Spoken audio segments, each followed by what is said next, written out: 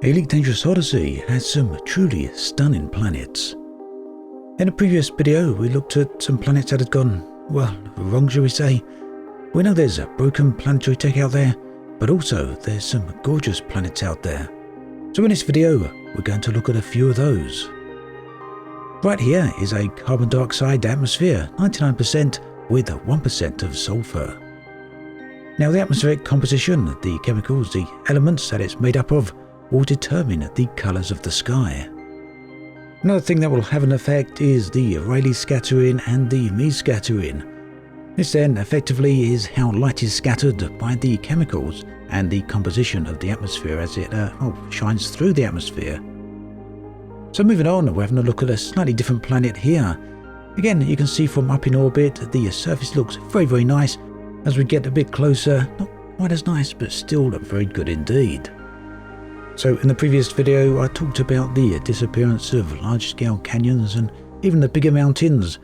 Unfortunately, I still haven't been able to find any of those, but what I have found is some nice surface variety. There's also quite a bit of sky variety as well. Now, if you're interested in checking these types of locations out for yourself and you really want to see what type of variety is available before you go searching, then there's a great Reddit post by 5th T-Cent. The post contains a Google Docs that gives some screenshots of different planetary colours or sky colours along with their composition and where to find them.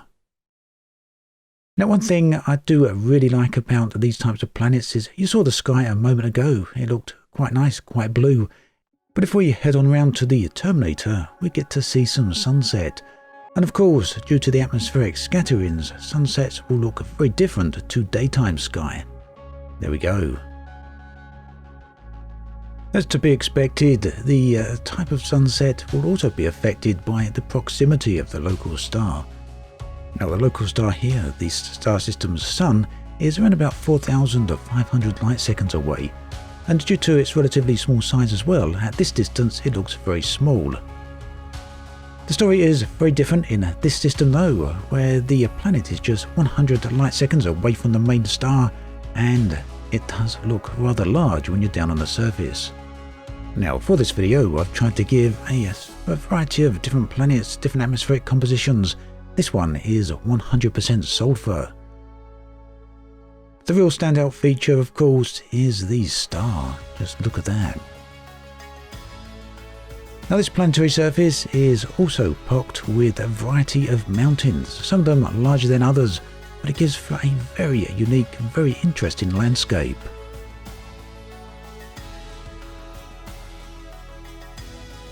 Now it's fair to say this isn't the sort of location you're going to come and do a canyon run in, yet it may be a nice location to go zipping around the mountains here. They're very close together, as you'll see in just a moment.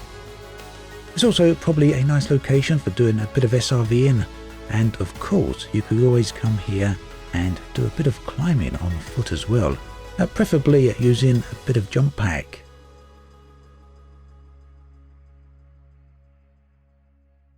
Now, as you will have noticed a moment ago, the surface temperature here is very hot indeed.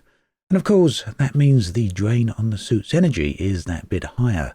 So make sure you've got a stock of batteries or that you're not too far away from your ship. And here are the rocky features, the mountainous features that I mentioned just a moment ago. Unfortunately, there's no life around there, so nothing particularly interesting to find, but the landscape itself is well worth exploring. Of course, with a star this size, I wanted to see what it looked like at sunset, so we went up into orbit, come down around about the Terminator again, and as we descend, you can see the colour of the sky changing as we get towards the sunset colours. A lovely sight. For me then, sunsets are one of the things I've most wanted to see on atmospheric planets in Elite Dangerous. Moving on now, we're here at another planet. This one is an atmosphere of 100% ammonia. And from a distance, it actually looks rather interesting. Very green indeed, as you'll see in just a moment. Now, despite it being a greenish yellow from up higher, it's very red as we get closer down to the surface.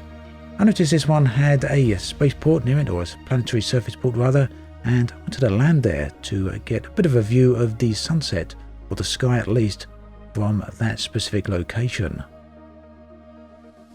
And again, as we descend down, you'll notice the atmosphere changing from a yellowish green to a deep, vibrant red.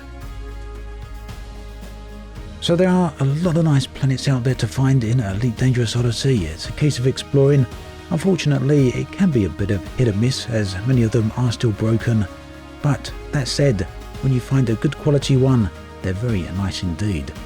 Do check out the link in the video description.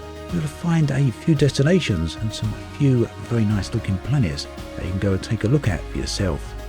As always, thanks for watching. I'll catch you guys and girls next time.